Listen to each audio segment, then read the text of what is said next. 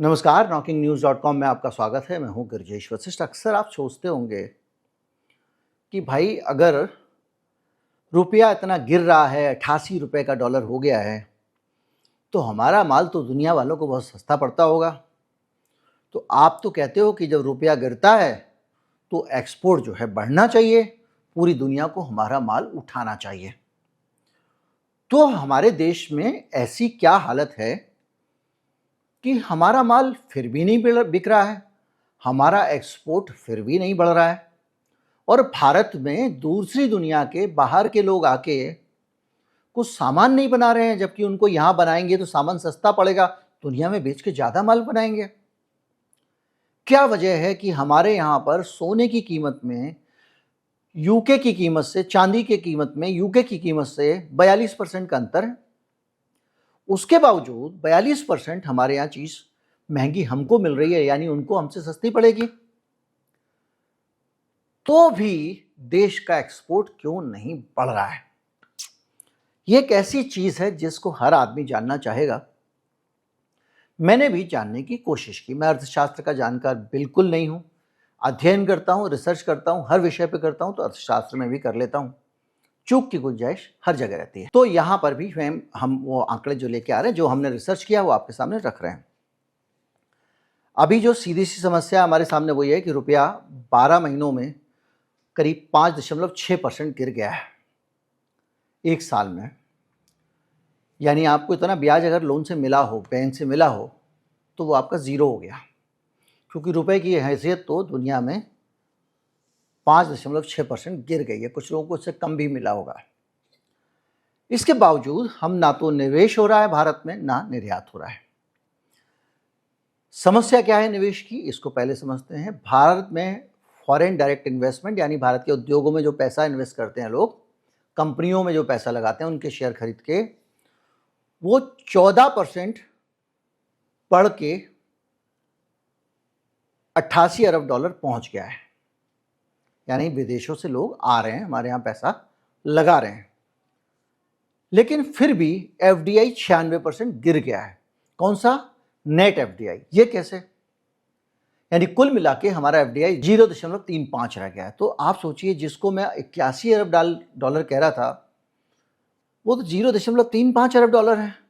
कैसे है? क्या कि लोग पैसा विदेशों से जितना लगा रहे हैं, उतना ही पैसा भारत से निकाल के भी ले जा रहे हैं, और उतना ही पैसा भारत के उद्योगपति, भारत के पैसे वाले लोग विदेशों में निवेश कर रहे हैं।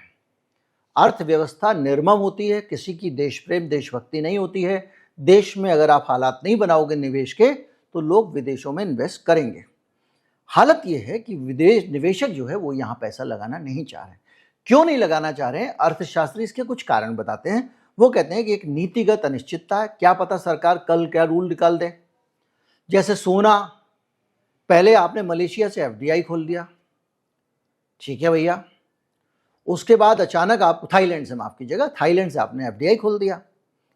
अब वहां से बगैर टैक्स के सोना भारत आ सकता था, आना शुरू हो गया। अब जब आप एफडीआई खोलोगे तो इंपोर्ट बढ़ेगा। अब सोने का इंपोर्ट बढ़ा तो सरकार डर गई, अरे ये तो बहुत बढ़ रहा है। तो क्या किया इन्होंने? सोने के भारत आने पे 15% टैक्स लगा दिया। इससे सोने की किल्लत होने लग गई। सुनार को सोना महंगा मिलने लग गया। सुनार तो लीज पे सोना लेते हैं ना, वो महंगा मिलने लग गया। अब वो बेचारे क्या करें? फिर अफरा तफरी मची, स्मगलिंग शुरू हो गई, तमाम सारे फिल्मी हीरोइन। तो उसके बाद क्या किया आपने? उसके बाद उस पर 6% कर दिया। अभी भी 6% जो है, उसके कारण भी दिक्कतें हो रही हैं। तो कुल मिला के 6% बहुत होता है भैया। लाखों रुपए का सोना आप ऐसे जेब में रख सकते हो। 10 लाख रुपए का सोना इतने बड़े में आ जाएगा आपका। तो इस सिचुएशन में जाहिर बात है कि उतनी एक बड़ा अमाउंट उसमें बन जाएगा। अगर उतना ही सोना इधर ले आए तो स्मगलिंग होने लग गई। खैर, नीतिगत अनिश्चितता, कभी भी कुछ भी कानून बना देते हो, कभी भी कुछ कर देते हो। आज से ये रोक, कल से वो रोक। नियम कानून, ईज ऑफ डूइंग बिजनेस के नाम पे क्या किया इन्होंने? पैसा बांटा सरकार का। लेकिन नियम कानून अभी भी टेढ़े हैं, करप्शन बहुत ज्यादा। मैं आपको एक उदाहरण देता हूं। हरियाणा में एक डीआईजी साहब ने सुसाइड किया। उनके साथ में, उनके जवाब में एक आदमी ने सुसाइड किया। उसने बताया कि ये 5 करोड़ रुपए के इन्फ्लुएंसर से ले रहे थे। कुल मिला के ब्यूरोक्रेसी के आपस के झगड़े हो रहे हैं, उसमें इनकी पोल खुल रही है। पंजाब में एक डीजी साहब हैं, उनके यहाँ तो अथाह सोना निकला है। एक जज साहब के घर में अभी बोरियां भर भर के नोट मिले थे। तो इस सिचुएशन में जो धंधा करने निकला आदमी कह रहा है फैक्ट्री लगाऊंगा, वहां पटवारी से लेके डीएम से लेके मंत्री तक हर आदमी उसको खाने को बैठा हुआ है। भाई माधवराव सिंधिया ने एक मालनपुर इंडस्ट्रियल एरिया डेवलप किया था ग्वालियर के पास में, कोशिश की थी इन्वेस्टमेंट आएगा, हाथ जोड़ जोड़ के जो उनको व्यक्तिगत तौर पे ला सकता था वहाँ ला के उनकी फैक्ट्रियाँ खुलवाई। अब वहाँ के दबंग नेता जितने भी हैं वहाँ के उस इलाके के जो जीतते हैं चुनाव, आप निकाल लेना किस पार्टी के हैं, उन्होंने अपने गांव के किसी काम के लड़के नहीं है उनको भेजना शुरू कर दिया कि भैया इनको रखो नौकरी पे, सिक्योरिटी सर्विस हमको दोगे, नहीं दोगे तुम्हारी फैक्ट्री तोड़ देंगे। वहाँ पे लोगों ने अपना फैक्ट्री लगानी बंद कर दिया। अब किसी तरह से वो इंडस्ट्रियल एरिया चल रहा है। तो जब कानून का कॉम्प्लिकेशन होता है तो किसी भी इंडस्ट्री के लिए मुश्किल होती है। इसके अलावा डिजिटल डेटा प्रोटेक्शन एक्ट पे अभी तक कुछ फैसला नहीं हुआ है। अब लोग आ रहे हैं एआई पे, गूगल कितना पैसा इन्वेस्ट कर रहा है उसको खुद ही नहीं पता, परसों के कानून बना देंगे। तो ये सरकार की अस्थिरता, जो दिमागी अस्थिरता है, हिले हुए हो खोपड़ी से आप, उसके कारण लोग पैसा लगाना नहीं चाह रहे हैं। अब निर्यात जो है उसका भी बुरा हाल है। वैसे तो दिखने में आपको 6.18% की ग्रोथ दिखी है, यानी 6% आपका निर्यात बढ़ गया है, लेकिन ये 6% कुछ भी नहीं है। व्यापार घाटा तो उतना ही बना हुआ है। आपके पास 26.49 अरब डॉलर जो है उसका व्यापार घाटा है इस साल में, और सितंबर में 28 अरब डॉलर हो गया। यानी हमारा जो व्यापार घाटे का मतलब क्या होता है, दुनिया के देशों को कुछ भेजना और उनसे मंगाना। अगर हम ज़्यादा भेजते हैं तो फ़ायदा है, कम भेजते हैं तो घाटा है। तो आप सोचिए क्या, हमारा व्यापार घाटा बढ़ता जा रहा है। उसकी वजह क्या है, हम जो कुछ बनाते हैं वो बनाने के लिए हमको इंपोर्ट करना पड़ता है। क्यों? क्योंकि हम जो चीज़ें बनाने पे हमारी सरकार जोर दे रही है, make in India make in India, वो चीज़ें दूसरे देशों के माल से बनती हैं। चीन से मोबाइल फ़ोन के कंपोनेंट आ रहे हैं, वो वहाँ पे उस पर 60-70% का मुनाफा ले रहे हैं। वो रियर अर्थ वगैरह से उन्होंने लेके अपना माइक्रोचिप वगैरह बना के 20 रुपए की कुल कॉस्ट आई, बाकी की सब उसने उसको 50,000, 40,000, 30,000, 20,000 का पुर्जा बना दिया। उन पुर्जों को यहाँ जोड़ के हम उस पर 5%, 3%, 2%, 10% का मुनाफा कमा रहे हैं। तो वैल्यू एडिशन तो यहाँ हुआ ही नहीं। तो जो विदेश से आया बेच के वो बाहर चला गया। जैसे आपके पड़ोस की दुकान होती है परचून की, वो आदमी जो है दूसरे की दुकान से माल लाता है और बेचता है। तो जब वो खुद बनाएगा तो कमाई ज़्यादा होगी। तो खुद कमाने बनाने वाला काम तो फैक्ट्री में हो गया, फैक्ट्री ने बना लिया सारी कमाई। तो इस तरह से हमारा व्यापार घाटा कम नहीं होता, क्योंकि हम वो चीज़ें भेज रहे हैं जो चीज़ें बाहर से आ रही हैं।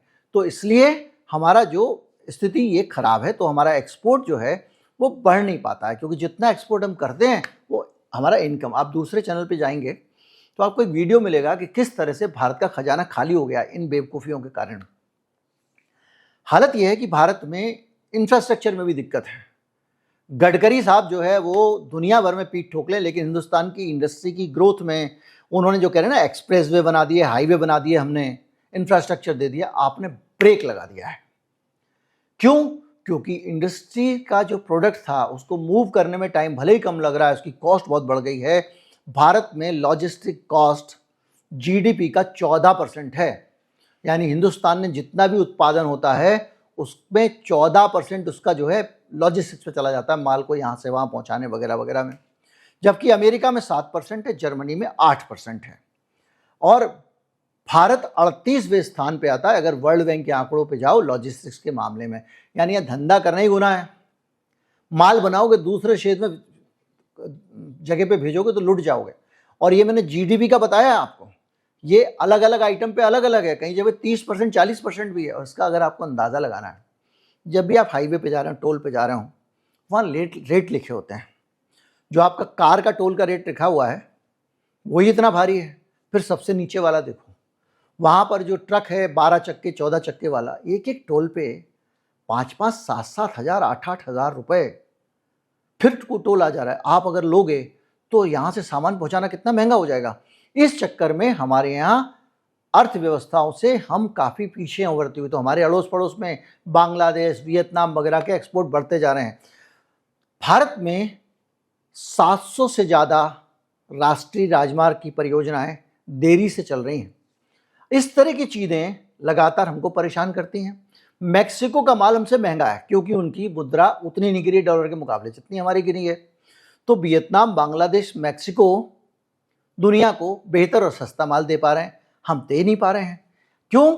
क्योंकि हमारे यहाँ पे कम लेबर कॉस्ट होने के बावजूद लूट ज़्यादा है, यानी मजदूर हमारा बेचारा सस्ते में काम करने को तैयार है। हालत यह है कि वियतनाम में एफडीआई की विकास दर भारत से भी तेज हो गई है और पहली छमाही में 32% से ज़्यादा तेजी से, हम 6% पे ही खुश हो लेते हैं, तेजी से बढ़ी है। और अमेरिका की टैरिफ नीति से भी हमारे ऊपर असर पड़ा क्योंकि अमेरिकन जो सामान हमसे मंगाएंगे वो पड़ेगा महंगा। यानी ये सारी चीज़ें हमको एक तस्वीर दिखा रही हैं कि हमारा माल विदेशों में जाके राजी नहीं। अब आप थोड़ा और आगे जाएं तो माल नहीं जाने से देश को क्या नुकसान हो रहा है? नुकसान ये हो रहा है कि हमारे पास 27% लोग जो है बेरोजगार घूम रहे हैं।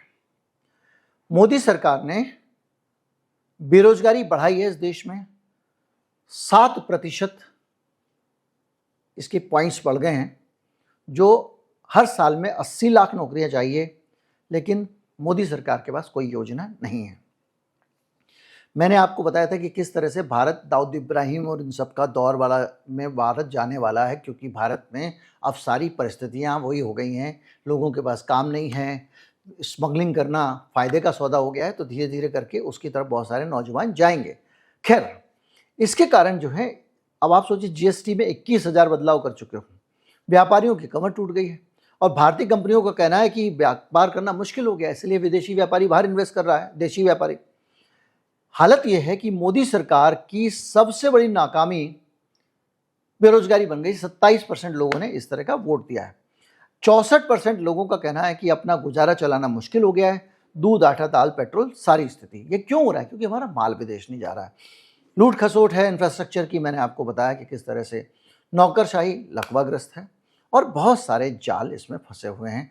अब आप अगर विदेश व्यापार में अपनी असफलता के कारण ढूंढोगे तो एफडीआई, अब थोड़े और आंकड़ों पर रहेंगे, उसके बाद दूसरी चीज़ों पर जाएंगे कि भारत कैसे अपना एक्सपोर्ट बढ़ा सकता है। भारत में 7 सालों में हमारा एक्सपोर्ट 1.7% की रफ्तार से बढ़ा है। अब हम आपको बताते हैं, लोग कहते हैं कि पॉजिटिव बताइए, सॉल्यूशन बताइए। सॉल्यूशन सुनिए, भारत विदेशों में क्या बेच सकता है? हमारे पास कोयला है। कोयले की जो हालत है हमारे, वो ये है कि हमारे पास अगले 100 साल के लिए कोयला है। जिस तरह से पूरी दुनिया बदल रही है, अडानी जी अपने सोलर के पैनल लगा रहे हैं, पवन ऊर्जा हो रही है, तमाम सारी चीज़ें हो रही हैं, 100 साल तक कोयला दुनिया में इस्तेमाल होना 10-5% रह जाएगा। क्यों? क्योंकि अब आ रही है क्लीन एनर्जी, ऐसी ऊर्जा जो सोलर एनर्जी है या फिर विंड एनर्जी है, वगैरह वगैरह। तो दुनिया के परिदृश्य से धीरे धीरे करके कोयला बिजली बनाने में और दूसरी चीज़ों में कम से कम इस्तेमाल होगा, क्योंकि कोयला प्रदूषण फैलाता है और प्रदूषण फैलाएगा तो दुनिया भर के देश उसी हिसाब से, बहुत सारा आपको पेरिस समझौता आपको पता ही होगा, तो जो देश जितना कोयले का इस्तेमाल करेगा वो उतना दंडित होगा। तो जो सिचुएशन बची, जो सीन बचा, वो ये है कि कोयला आपके पास 100 साल का है, लेकिन 100 साल आप कोयले का इस्तेमाल करने वाले नहीं हो, ज़्यादा से ज़्यादा 20 साल, 30 साल, क्योंकि 2050 तक नेट जीरो तो अमेरिका में आ जाएगा, 2070 तक का आप ही ने वादा कर दिया, यानी 45 साल मैक्सिमम, 45 साल के बाद में आप कोयले का इस्तेमाल बंद कर दोगे। तो जो 55 साल का कोयला एक्स्ट्रा आपके पास में है वो वहीं का वहीं रह जाएगा।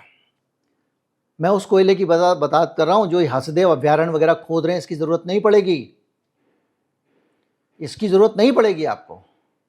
जो कोयला पहले से आपका खोदा हुआ है, ये तो उनको खोदने नहीं चाहिए, ये तो पाप है। कितने करोड़ जानवर मार दिए होंगे उसकी आप कल्पना नहीं कर सकते हैं। एक पेड़ कटता है तो सैकड़ों पक्षी मरते हैं, काटे जा रहा है अडानी। क्यों? क्योंकि बीजेपी और कांग्रेस की सरकार ने मिलकर खेल कर दिया। छत्तीसगढ़ की सरकार ने कहा कि कोल ब्लॉक देंगे तो केवल सरकारी कंपनियों को देंगे, कांग्रेस की सरकार थी। राजस्थान की सरकार ने कोल ब्लॉक ले लिया, सरकार ने कोल ब्लॉक ले लिया, लेकिन एक जो कंपनी बनाई उसमें अडानी को मोटा पार्टनर बना लिया, बड़ा वाला अशोक गहलोत था। और अडानी के पास में उस अशोक गहलोत के हाथों चला गया हसदेव अभयारण्य और वो आराम से खोद रहा है। अब आप बताइए मुझे। खैर, मुद्दे पे आते हैं। तो हमारे पास जब इतना कोयला है तो हम उसको बेचें, हमको बेचना चाहिए। क्यों बेचना चाहिए? क्योंकि अंतर्राष्ट्रीय मार्केट में कोयला जो है उसकी कीमत बहुत ज़्यादा है, भारत में कीमत बहुत कम है। हमारे यहाँ से अंतर्राष्ट्रीय मार्केट में कोयले की कीमत 15% से ज़्यादा है। और कोयला बेचने के लिए आपको दूर जाने की ज़रूरत नहीं है, आपके बगल में नेपाल, भारत से हम जो कोयला बेचते हैं नेपाल जा रहा है, बांग्लादेश जा रहा है और भूटान जा रहा है। लेकिन वियतनाम तेजी से बढ़ता हुआ ग्राहक है और हम वियतनाम को अपना कोयला भेज सकते हैं। यानी वियतनाम का जो आयात है वो 43 मिलियन टन था, अभी 25 में। वियतनाम सबसे तेजी से बढ़ रहा है, उसको बहुत कोयले की ज़रूरत पड़ रही है। जापान सबसे बड़ा कोयला आयातक है दुनिया का। साउथ कोरिया दूसरा सबसे बड़ा आयातक है। ताइवान पाँचवा सबसे बड़ा आयातक है। और आप ये समझिए कि चीन ने कोयले की अपनी खपत में कमी की है, कोयले के उत्पादन में भी कमी की है। यानी धीरे से चीन भी आपका कोयला खरीद लेगा।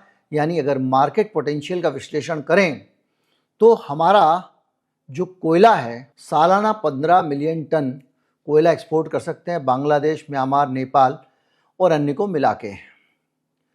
यानी ग्लोबल ट्रेड में आपका एक बड़ा हिस्सा हो सकता है जो आप लूज़ कर रहे हो। यानी कुल मिला के आप, हाँ, ये एक आरोप रखता है भारत के कोयले पे कि उसमें थोड़ा पाउडर जाता है, वो तो कोल वॉश के जरिए निकल जाता है और जितना पाउडर निकलता है उससे ज़्यादा तो पानी आ जाता है, सीलन आ जाती है। खैर, भारत का जो आयरन ओर है यानी कच्चा लोहा है उसकी भी बहुत ज़्यादा उत्पादन 289 मिलियन टन का है, जिसमें से केवल 30 से 40 मिलियन टन हम बाहर भेज रहे हैं। हम कहते हैं हम अपनी स्टील भेजेंगे, कच्चा नहीं भेजेंगे। स्टील के बाज़ार में हम कुछ कर नहीं पा रहे हैं, हालत यह है कि भारत को स्टील इंपोर्ट करना पड़ता है। तो कच्चा लोहा भेज सकते हैं, एल्युमिनियम और बॉक्साइट भी हम काफ़ी भेज सकते हैं, तांबा भेज सकते हैं, मैग्नीज भेज सकते हैं। कुल मिला के बहुत सारी चीज़ें हैं जो हमारे पास अभी ऐसी है जो हमारे हाथ से आदमी लपक लेगा। अब रुपए की कीमत गिरने के कारण निश्चित तौर पे ये माल उनको हमसे और सस्ता मिल जाएगा। तो ये एक पूरा ऐसा सिस्टम है जिसके ज़रिए हम अपने आप को आज की तारीख में सस्टेन कर सकते हैं और उसके ज़रिए जो पैसा आपके पास जब आएगा उसको आप उत्पादन में, वैल्यू एडिशन में, दूसरी चीज़ों में लगाइए और अपना कारोबार बढ़ाइए। तो निचोड़ की बात यह है कि हिंदुस्तान के अंदर अभी ये जान बचाने वाला एक्सपोर्ट बता रहा हूँ मैं आपको, ये लोहा वोहा कोयला वोयला, ये एक्सपोर्ट रियल इकोनॉमी की ग्रोथ उतनी नहीं देगा लेकिन कम से कम आपको एक बैलेंस देगा। दूसरा ये है कि जब आप भारत में जो कुछ बना रहे हैं वो ऐसा बनाओ जो बाहर जाए। हमारे क्राफ्टमैन जो चीज़ें बनाते हैं उनको पूरी दुनिया में सरकार का काम है बिकवाए। हर टूरिस्ट डेस्टिनेशन में दुनिया में भारत की एक दुकान होनी चाहिए जहाँ पे हमारा हैंडीक्राफ्ट का सामान हो, भारतीय, लोगों को पता चले कि भारत का बेल मेटल का जो है वो कैसा मूर्ति बनती है। ये आप कर सकते हो। यानी कुल मिला के जिस चीज़ में आपकी स्ट्रेंथ है, जिस चीज़ में आपकी औकात है, जिसको लोग पसंद करते हैं आपके, उस चीज़ों को आप भेजो। लेकिन सरकार को दूसरी चीज़ों से फुर्सत नहीं है, चाहे वो अडानी साहब का काम है, अंबानी साहब का काम है, जो वो कहेंगे वो करने लगेंगे और उसमें जो है वो सारा ध्यान इस पर जिसमें मोटा मुनाफा हो, और जो उसका मोटा मुनाफा होता है वो सरकार को प्लीज़ करता है और मोटा मुनाफा वो भारत से लेने में लगे हुए हैं। विदेशों में माल भेजने के लिए जिस तरह की हैसियत भारत की तैयार करनी चाहिए वो काम नहीं हो पा रहा है। होता भी है तो वो करती है सरकार जिसमें उसको प्रसिद्धि मिले, होता फिर भी नहीं है। जैसे कि माइक्रो प्रोसेसर बनाने का प्लांट लगाएंगे, ये लगाएंगे, वो लगाएंगे, कहाँ हुआ? मेदांता वाला अनिल अग्रवाल भाग गए, पैसा मांग रहे, कह रहे सरकार पूरा ही पैसा दे दे, उद्योगपति तो लूटता है। तो जो छोटे उद्योग हैं, कालीन बनाने वाला है, छोटे छोटे काम गारमेंट वाला है, इन सब चीज़ों को ज़्यादा से ज़्यादा संरक्षण दो। बांग्लादेश आगे निकल गया गारमेंट में, वियतनाम निकल गया, ऐसे नौबत नहीं आनी चाहिए। उम्मीद करता हूँ आप समझ रहे होंगे कि इतनी खराब इकोनॉमी की हालत है कि हमारा रुपया इतना गिरने के बाद भी हम अपना माल बाहर नहीं भेज पा रहे हैं। नमस्कार, जय हिंद।